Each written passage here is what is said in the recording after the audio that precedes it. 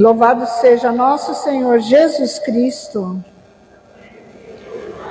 Neste 19º domingo do tempo comum e hoje também comemoramos o Dia dos Pais, nós vamos ficar agora todos de pé, nós vamos fazer as nossas preces a Deus, rogando por todas as nossas intenções que trazemos no coração, por todos os nossos pais, os pais vivos, falecidos, e também nós vamos pedir pela Santa Igreja para que esta celebração pascal aumente sempre mais a unidade entre os cristãos e seu testemunho expulse para longe todo tipo de divisão e discórdia.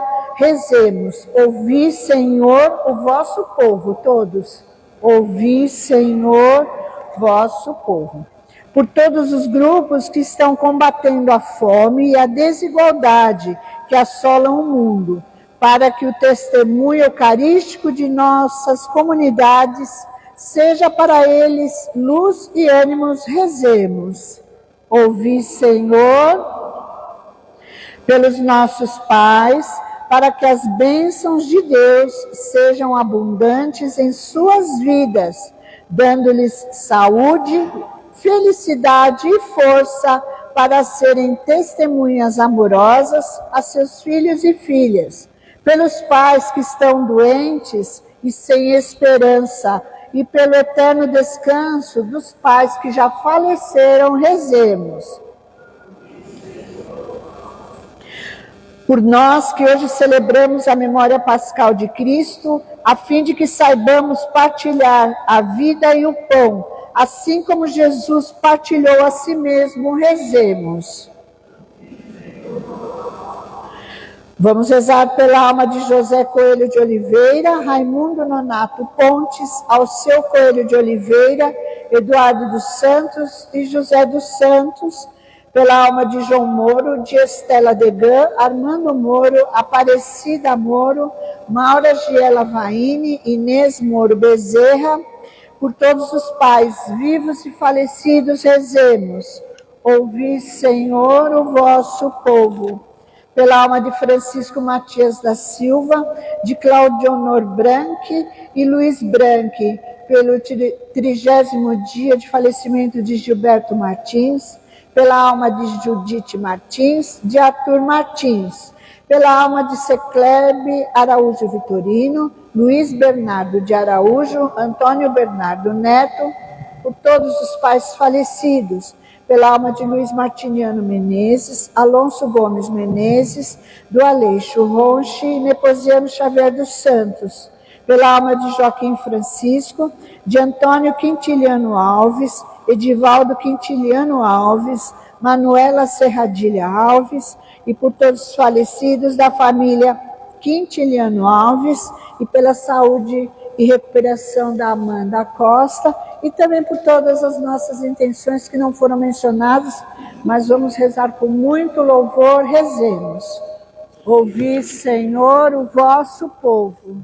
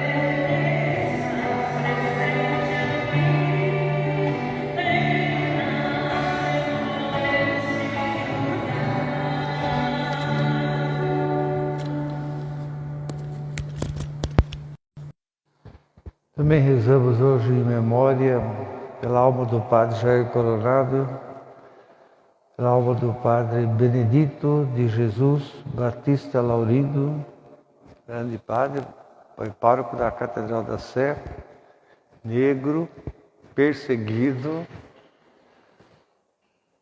foi grande padre, ele foi um grande padre. Também rezar pela alma da Elza Aparecida Hernandes, rezar por todos os pais já falecidos e rezar também em favor da saúde da Amanda Almeida Costa, de Elizabeth Hernandes Santos, do Sr. Francisco Greco e pela nossa Romaria, no sábado que vem, Aparecida, nós realizaremos, como fazemos todos os anos, né? Que Deus ajude a todos nós. Em nome do Pai, do Filho e do Espírito Santo. O Senhor esteja convosco. Roguemos a Deus o perdão dos nossos pecados. Senhor, tende piedade de nós. Cristo, tende piedade de nós. Senhor, tende piedade de nós. Deus Todo-Poderoso, tenha compaixão de nós, perdoe e absolva os nossos pecados e nos conduza à vida eterna. Glória a Deus nas alturas. Senhor Deus, Rei dos céus, Deus Pai Todo-Poderoso, nós os bendizemos, nós vos adoramos, nós vos glorificamos, nós vos damos graças por vossa imensa glória. Senhor Jesus Cristo, Filho unigênito, Cordeiro de Deus, Filho de Deus Pai, vós que tirais o pecado do mundo, vós que tirais o pecado do mundo, venha a nossa súplica. Vós que estais à direita do Pai, tende piedade de nós. Só vós sois o Santo, só vós o Altíssimo, Jesus Cristo. A glória de Deus Pai. Amém. Oremos.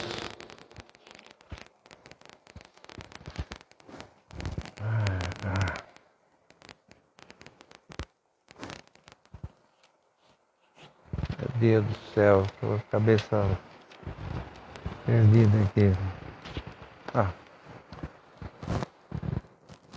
Deus eterno e onipotente, a quem podemos chamar nosso Pai, fazei crescer o espírito de filhos em nossos corações, para merecermos entrar um dia na posse da herança prometida.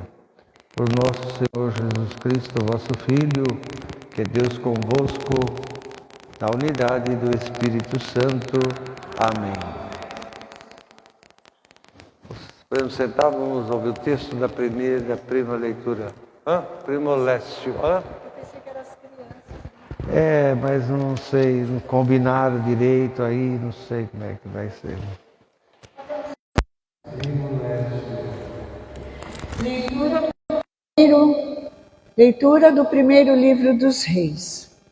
Naqueles dias, Elias entrou deserto adentro e caminhou o dia todo. Sentou-se finalmente debaixo de um junípero e pediu para si a morte, dizendo: Agora basta, Senhor, tira minha vida, pois não sou melhor que meus pais. E deitando-se no chão, adormeceu à sombra do junípero. De repente, um anjo tocou e disse: Levanta-te e come. Ele abriu os olhos e viu junto à sua cabeça um pão assado debaixo da cinza e um jarro de água. Comeu, bebeu e tornou a dormir. Mas o anjo do Senhor veio pela segunda vez, tocou-o e disse: Levanta-te e come. Ainda tens um caminho longo a percorrer.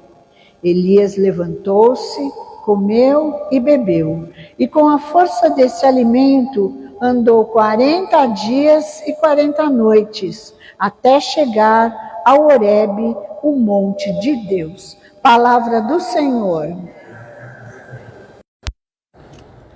A toda hora, o Senhor, vou bem dizer a Deus, e o louvor de Deus estará sempre na minha boca. A minha alma se gloria nele. Escutem e sejam felizes todos os humildes da terra.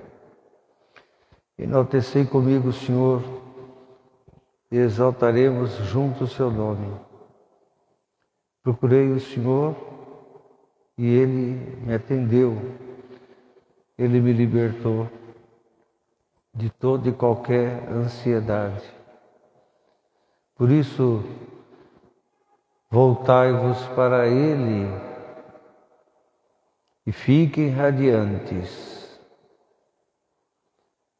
Que o teu rosto não se cubra de vergonha, porque eu dou testemunho. Este pobre clamou e o Senhor o escutou. Salvou de todas as angústias.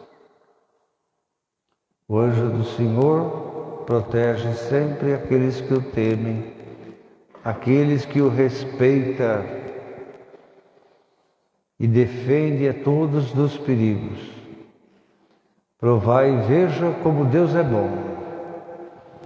Feliz quem encontra nele o seu refúgio. Glória ao Pai, ao Filho e ao Espírito Santo.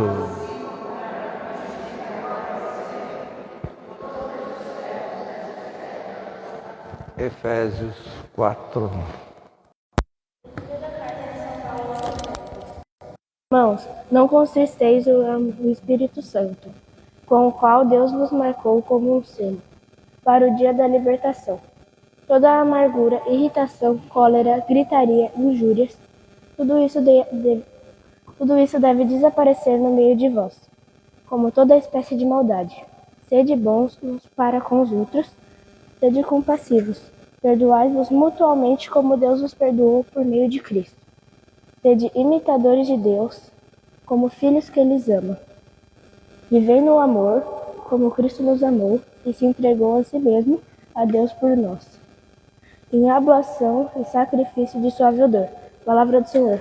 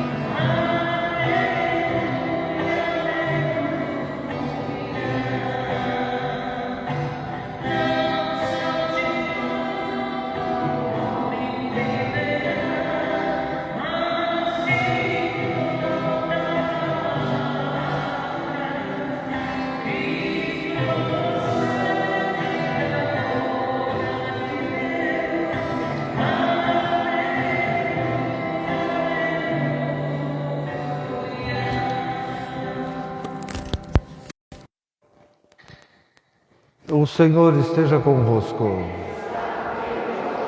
Do Evangelho de Nosso Senhor Jesus Cristo segundo São João. Naquele tempo, os judeus murmuravam contra Jesus, porque ele disse: Eu sou o pão que desceu do céu.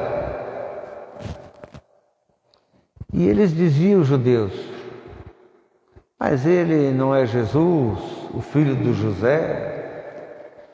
Nós não conhecemos o seu pai e a sua mãe? Que história é essa que ele está falando, que desceu do céu? Jesus respondeu-lhes: não murmureis entre vós. Ninguém pode vir a mim se o Pai que me enviou não o trouxer. E eu ressuscitarei no último dia. Está escrito no livro do profeta Isaías: todos serão ensinados por Deus. Todo aquele que ouve o Pai e recebe o seu ensino, vem a mim, disse Jesus. Não é porque alguém tenha visto Deus, só aquele que vem de Deus viu Deus. Em verdade vos digo, quem acredita, quem crê, tem a vida eterna, porque eu sou o pão da vida. No deserto, os teus pais comeram o maná e morreram todo mundo, sobrou ninguém. Mas este pão é o que desce do céu, para que não morra quem dele comer. Eu sou o pão vivo, eu sou o pão vivo que desceu do céu. Quem comer desse pão viverá eternamente. E o pão que eu darei é meu próprio corpo, minha própria vida, minha própria carne, que eu darei para que o mundo tenha vida. Palavra da salvação. Podemos sentar um minutinho. Jesus é o pão da vida.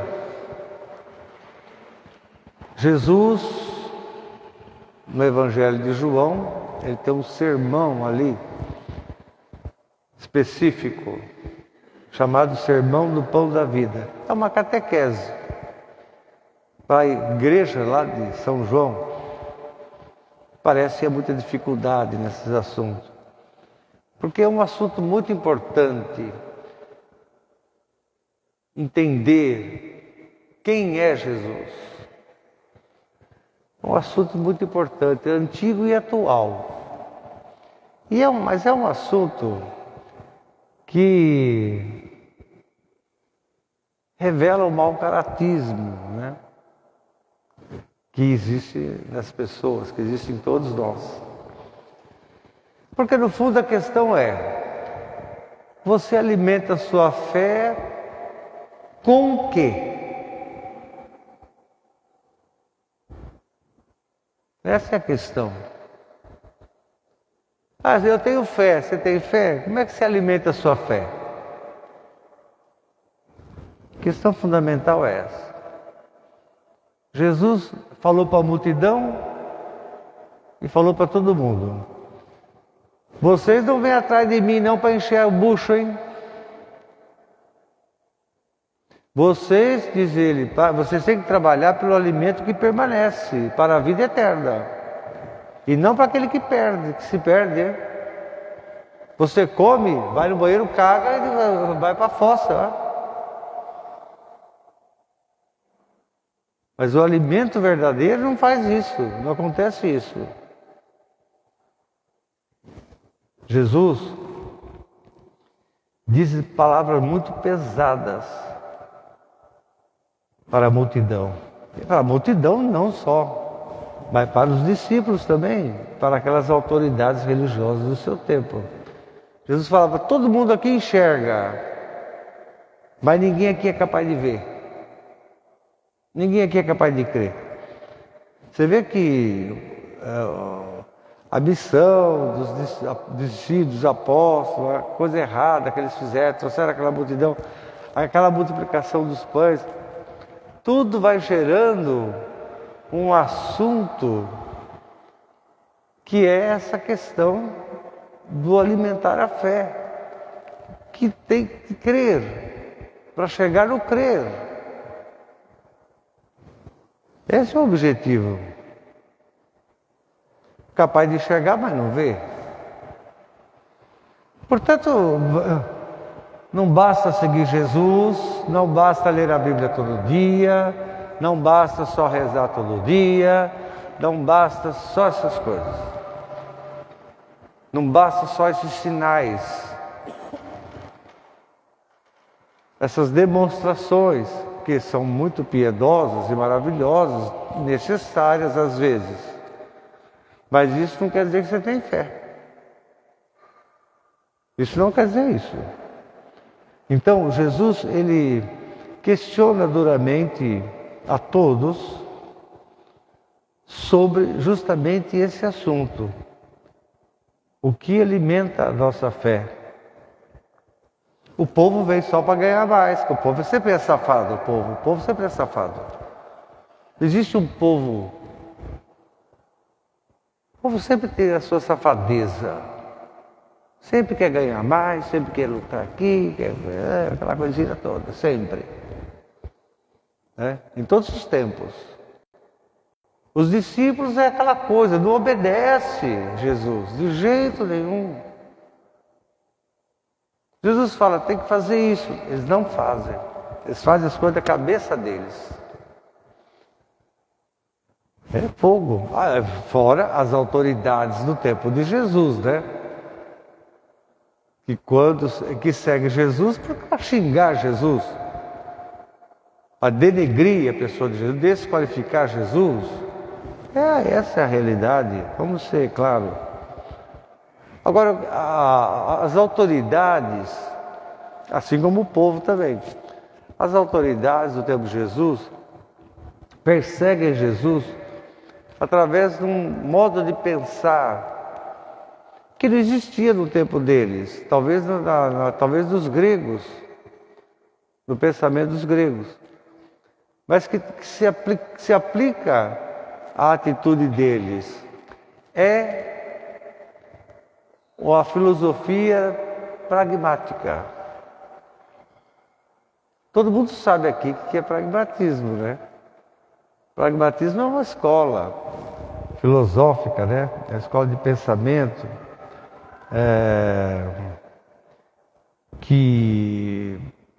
onde o ser humano ele não é capaz de olhar o conjunto do fenômeno à sua volta. Ele só olha somente para aquilo que lhe interessa. Só. O pragmatismo é isso. O sentido de uma ideia deve corresponder ao desdobramento prático. Para quem? Para você. O pragmatismo pregava a felicidade. Mas o pragmatismo se demonstrou um modo de pensar totalmente reducionista. Totalmente reducionista. O pragmatismo, ele sequestra o conjunto das coisas. Ele sequestra o conjunto. E só o que interessa é aquilo ali. O que te interessa. Não nada mais. Então, esse pragmatismo, evidentemente, é um modo de pensar contra a vida, contra a ciência. Contra a vida e contra a ciência. O pragmatismo é um modo de pensar que só se justifica se tiver alguma utilidade. Se não tiver utilidade, não presta, né? Rejeita. Porque é reducionista, emburrecedor. O pragmatismo é uma coisa que emburrece. Sempre. E bastante perigoso pensar assim. Quem combateu quem combateu essa mentalidade na filosofia moderna, do mundo moderno, foi um filósofo inglês. Ele se chamava Bertrand Russell. Escreveu um livro em 1910, chamado Ensaios Filosóficos. E ele questionou duramente aquilo que o pragmatismo chamava de verdade. O que é verdadeiro? A realidade, os fatos, o conjunto, ou só o que você pensa? É só o que você pensa que é verdade? Ou não? Porque na mentalidade do pragmatismo, é só o que eu penso que é verdade. O pragmatismo é autoritário. Ele é uma imposição que está presente não só na religião, nas religiões, mas está presente também na política. Está presente também na economia. Isso depois, mais para frente, vai se descobrir isso, né?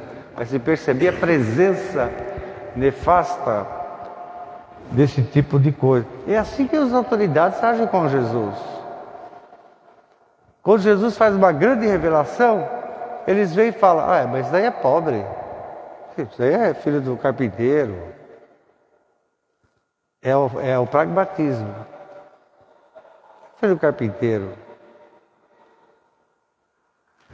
O pragmatismo, esse filósofo, Bertrand Russell, vale a pena conhecer esse livrinho dele, chamado Ensaios Filosóficos. Ele ganhou o Prêmio Nobel de Literatura, né, na verdade, em 1950. Ele era matemático, filósofo, né? Era uma pessoa...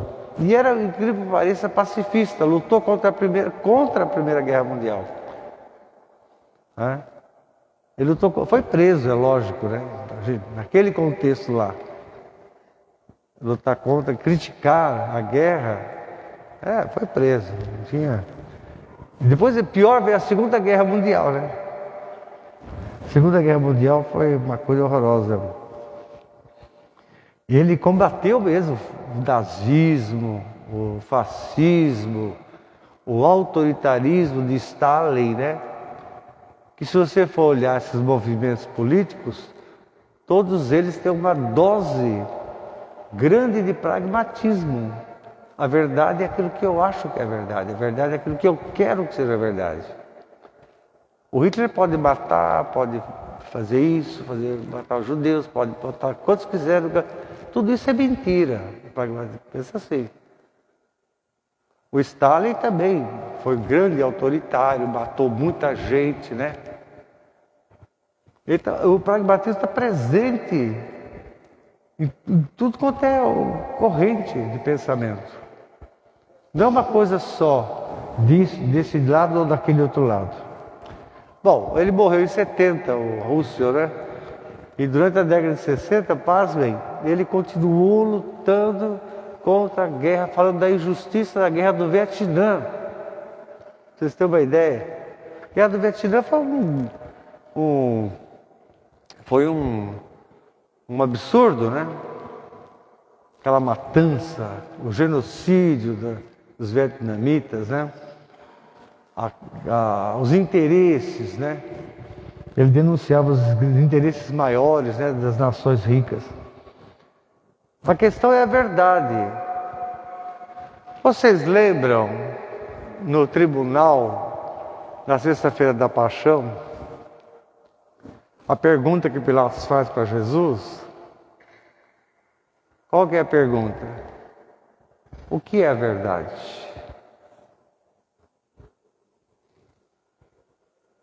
O que é a verdade? Jesus não debate com ele sobre isso. Porque para o Pilatos, a verdade é ele. Eu sou a verdade. Eu posso te prender, posso te condenar, posso te matar, posso fazer o que eu quiser com você. Eu sou a verdade. É o pragmatismo.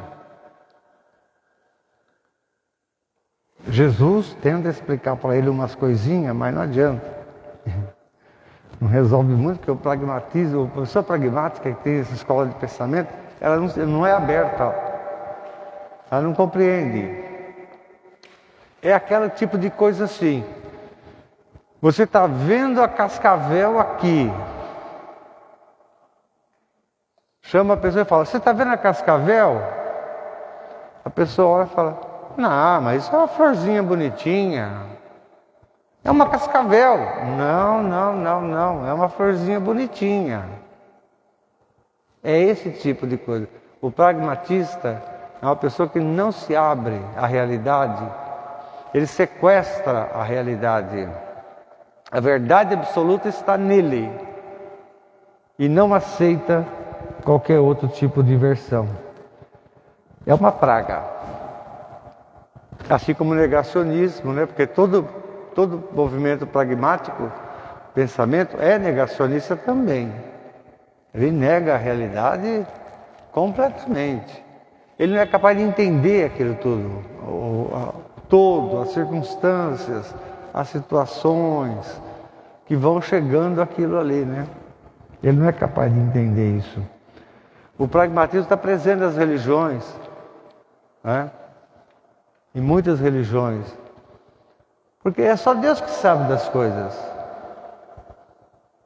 Só Deus que sabe. Deus age de uma maneira muito acima dos nossos sistemas. Sistema de pensamento, sistema religioso, sistema político. Você acha que Deus ele não é qualquer coisa, não. Você que é pragmático, você não tem o direito de inventar um Deus segundo o que você acha que é. O pragmático faz isso. Ele vai inventando um Deus segundo o jeito dele, segundo o comodismo dele, segundo a safadeza dele, segundo a vagabundagem dele. Um Deus que se conforma, um Deus que é igual a Ele. Mas Deus não é assim.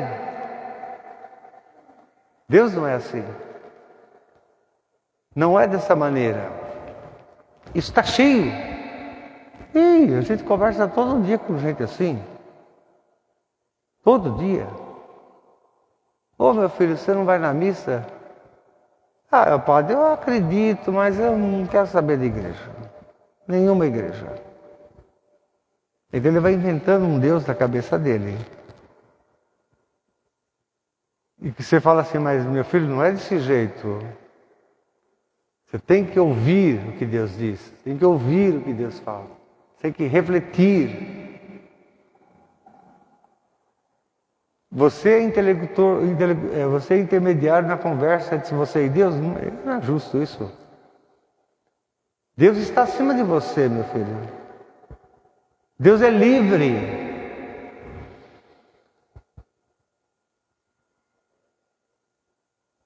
No fundo, todo pragmatismo, toda pessoa pragmática é vagabunda. Essa que é a questão. Você não vai na missa por quê? Fala a verdade. Você não vai na missa porque você não crê. Você não vai na missa porque é melhor ficar em casa. E dar um trabalho, chamar filho, chamar mulher, juntar todo mundo, ir para a igreja. É porque hoje vai ter isso, porque hoje vai ter aquilo. É sempre assim, é vagabundagem. A pessoa cede a sua vagabundagem e ela vai criando um Deus que ela acredita que está perdoando ela. Ela acha. Ela acredita que Deus está perdoando ela. Não é assim. Não é desse jeito. Por isso que Jesus faz essa revelação tão importante do Evangelho de hoje. O preconceito é alto no contato com Jesus que a pessoa pragmática tem, que segue essa escola de pensamento. A lógica, na filosofia se fala isso, se ensina, a lógica é dialética, né? A vida é dialética, a vida dialoga com a vida. A vida dialoga com a vida. A vida não é uma coisa ali, estagnada. Jesus diz assim, com palavras muito duras: murmurar é pecado. Fala para eles. Murmurar é pecado. Isso daí, no deserto, viu as consequências que teve, hein? É pecado. Foi um desastre aquilo ali, por causa de vocês, por causa do murmúrio de vocês, porque vocês só pensavam em vocês. Não entenderam que Deus mandou aquele pão, mandou aquelas coisas para um povo filho da mãe daquele, porque Deus gosta da gente, porque Deus gosta da gente. Você vive pela graça de Deus, meu filho. Não é porque você é bonito, não. Não é porque você é inteligente. Não é porque você tem dinheiro. Você vive pela graça de Deus. Você vive porque Deus é bom. Lá no Egito, lá no deserto, acusam a Deus de tudo. Acusam Deus de tudo. Por isso Jesus fala assim: vossos pais no deserto comeram maná e morreram. Não foi Moisés que deu aquele maná, não, foi Deus, o Pai, que deu. Porque eu sou aquele maná, mas eu sou o pão que desce do céu. Quem dele comer não perece. Não, ninguém entendeu nada. O preconceito fala mais alto. Que história é essa? O cara que é filho de carpinteiro, não conhece, é operário, é pobre, vive lá em Nazaré, aquele lugar horroroso.